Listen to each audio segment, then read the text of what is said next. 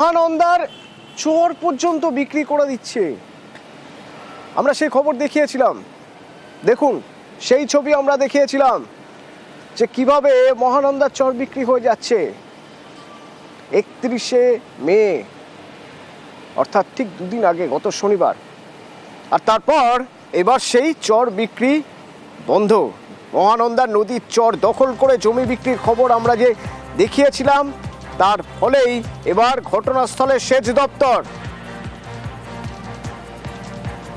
এইভাবে বেআইনিভাবে জমির চর বিক্রি বা জমি দখল রুখতে কি পদক্ষেপ করা হবে? বিশ্বজিৎ রয়েছে সরাসরি আমার সঙ্গে। বিশ্বজিৎ,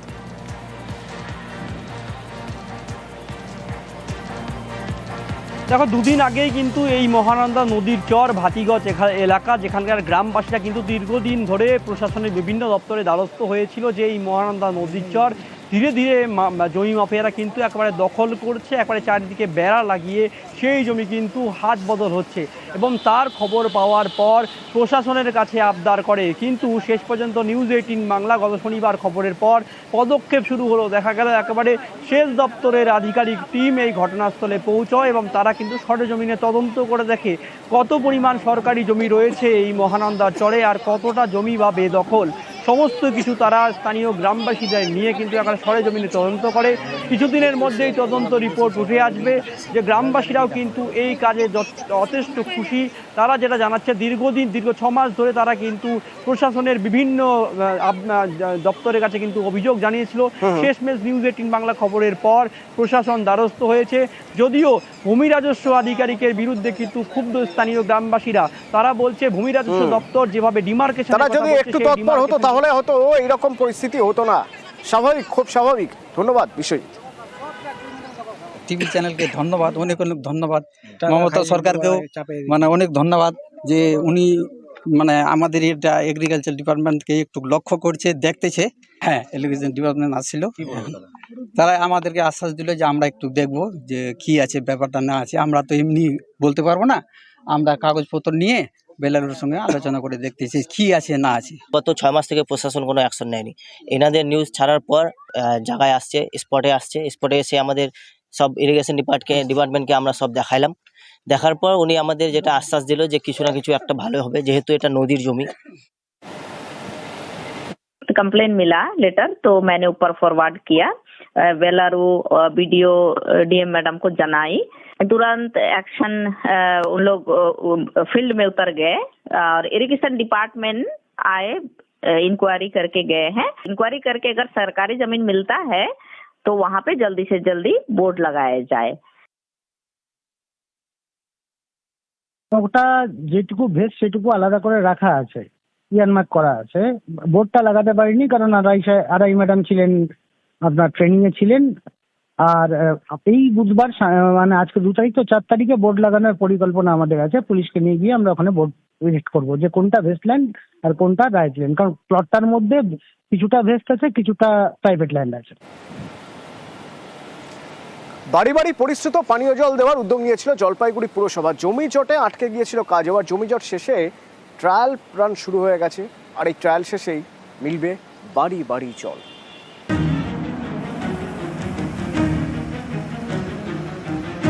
জলপাইগুড়ি শহরে এবার কল খুললেই জল প্রকল্পে ট্রায়াল রান শুরু করলো জলপাইগুড়ি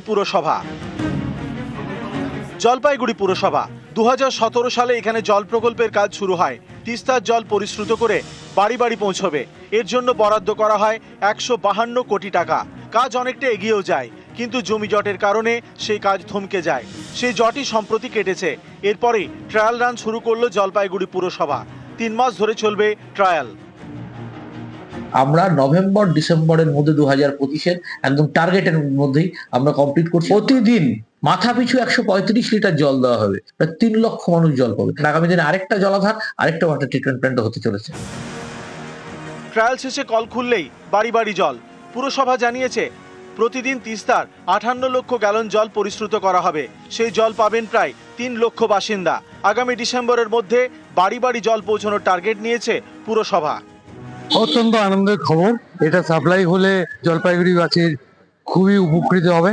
এটা যেন জলপাইগুড়ির জন্য আশীর্বাদ স্বরূপ হয়ে দাঁড়ায়। অবশ্যই ভালো উদ্যোগ। জলের জন্য যে চারিদিকে হাহাকার থাকে সেটা কিছুটা হলেও কমবে।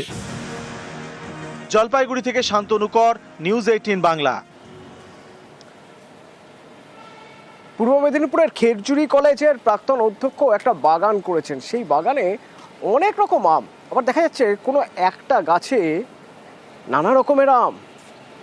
তো সেই আমের লোভে ভিড় জমাচ্ছেন প্রচুর মানুষ।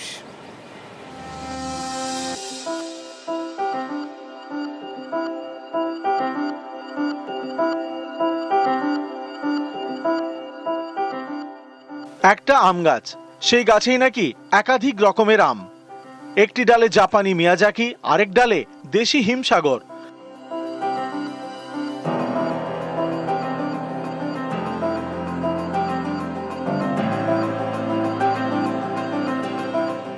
তাক লাগিয়ে দিয়েছেন পূর্ব মেদিনীপুরের কলেজের প্রাক্তন অধ্যক্ষ অসীম কুমার মান্না।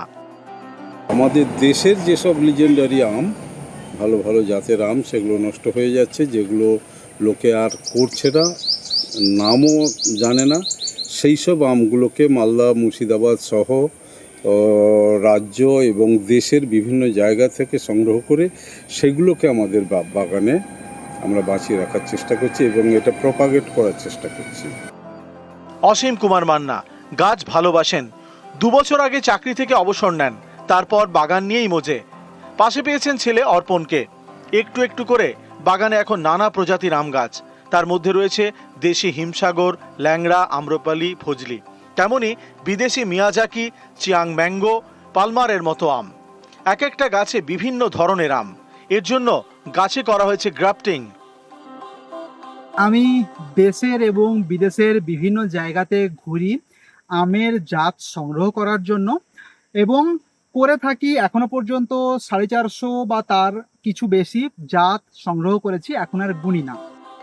একটা গাছে নানা প্রজাতির আম, কোনোটা দেশি কোনোটা বিদেশি, যা দেখতে ভিড় করছেন অনেকেই। এই জায়গাতে অসীমবাবু আমাদের একেবারেই সাধ্যের মধ্যে দেশীয় এবং বিদেশি প্রজাতির নানান মিশ্রণ ঘটিয়ে নানান প্রজাতির আম ফলান, সেটা আমরা সরাসরি দেখতে পাই। খেজুরি থেকে ক্যামেরায় শুভেন্দু কামিল্লার সাথে সুজিত ভৌমিক, নিউজ 18 বাংলা। মৌরলা, শিঙি, পাকাল, পুঁটি এইসব মাছ এখন বাজারে ভালোই চাহিদা রয়েছে। তো সেই মাছ চাষে উৎসাহ দেওয়ার জন্য একজন ভিডিও কি করতে পারেন? ঝাড়গ্রামের ভিডিও নিজেই মাছ চাষের উদ্যোগ নিয়েছেন।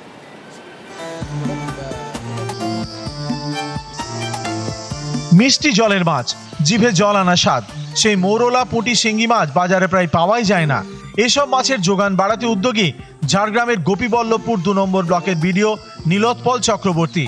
এর জন্য বেছে নেন অফিস চত্বরের একটি পুকুর, তারপর সেখানেই পুঁটি, শিঙ্গি মাছের চাষ শুরু করেন। এখানে একটা জলাশয় ছিল ছোট, আমার হঠাৎ মাথায় আসে যে তাহলে তো ছোট ছোট মাছের চাষ এখানে করা যেতে পারে।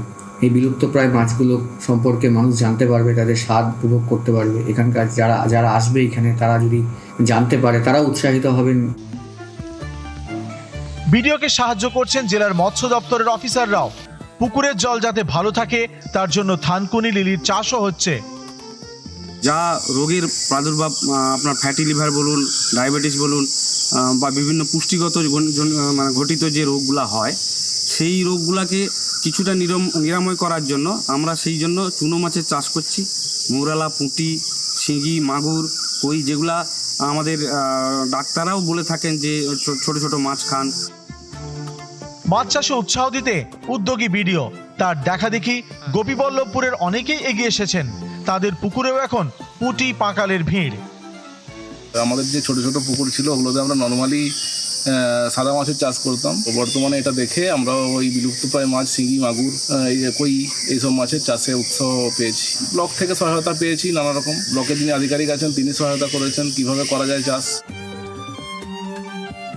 ঝাড়গ্রাম থেকে রাজু সিং, নিউজ 18 বাংলা।